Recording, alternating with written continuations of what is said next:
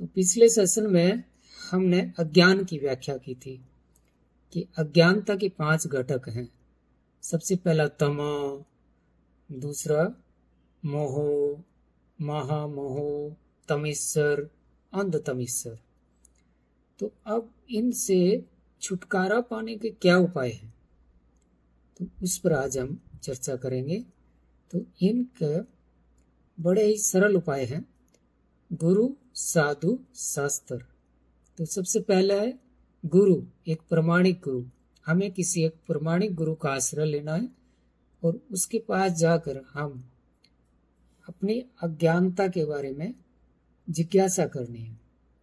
तो कई लोग कहते हैं कि हम तो एजुकेटेड हैं, हमें किसी गुरु की क्या आवश्यकता है, हम तो सीधा भगवान के आदेश का पालन करेंगे, हमें किसी मीडिएटर की आवश्यकता नहीं है, हम तो सिर्फ भगवान के आदेश का पालन करेंगे। तो मान लिया, लेकिन भगवान ने ही भगवत गीता में आदेश दिया है कि तद्विधि प्रणिपातेन परिप्रश्नेन सेवया उपदेशन्ति ते ज्ञानम ज्ञानं तत्त्वदर्शिनः। तुम गुरु के पास जाकर सत्य को जानने का प्रयास करो, उनसे विनीत भाव से सबमिसिवली जिज्ञासा करो और उनकी सेवा करो। फिर सत्य स्वरूप व्यक्ति जो तत्वदर्शी हैं तुम्हें ज्ञान प्रदान करेंगे। क्यों करेंगे? क्योंकि उन्होंने सत्य का दर्शन किया है। तो एक तत्वदर्शी जिसको आत्म साक्षात्कार प्राप्त है वही हमारा मार्गदर्शन अच्छे से कर सकता है। एक अंधा व्यक्ति दूसरे अंधे व्यक्ति को क्या मार्गदर्शन करेगा? तो ये सिर्फ भगवान का ही आदेश है। भगवान ने ही बोला है कि ऐसे प्रमाणिक गुरु को मीडिएटर बनाओ। तो प्रश्न उठता है कि गुरु कैसे करेंगे हमारे अज्ञान को दूर? तो गुरु करेंगे ज्ञान अंजन शलाख्या से। ओम ज्ञान तिमिरंधस्य ज्ञान अंजन शलाख्या। तो गुरु हमारे आंखों में ज्ञान के अंजन से उस अंधकार को दूर करेंगे। और वो कैसे लगाएंगे? शलाख्या, अपनी सलाई से। सलाई का अर्थ है कि वो अपने आचार व्यवहार और सदाचार से, डिसिप्लिन से जो शिष्य है उसको ट्रेंड करेंगे।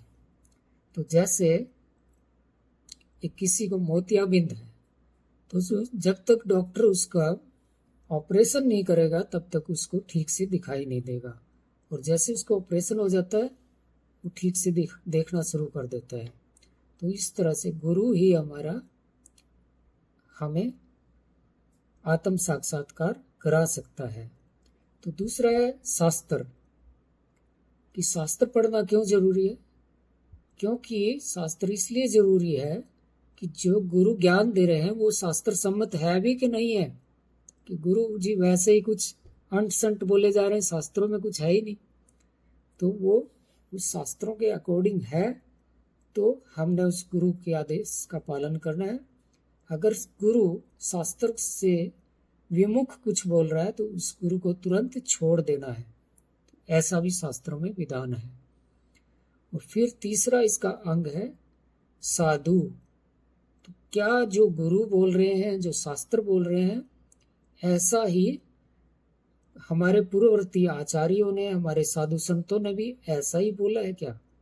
जैसे बड़े बड़े संत हुए हैं, चैतन्य महाप्रभु, माधवेंद्र पुरी, रूप गोस्वामी, सनातन गोस्वामी, भक्ति विनोद ठाकुर और श्रील प्रभुपाद, क्या इन सभी ने यही ज्ञान दिया है? तो तीनों को मिलकर हमारी ये विधि पूर्ण होती है। अब इसी विधि से हम इस अंधकार से छुटकारा पा सकते हैं। हरे कृष्ण।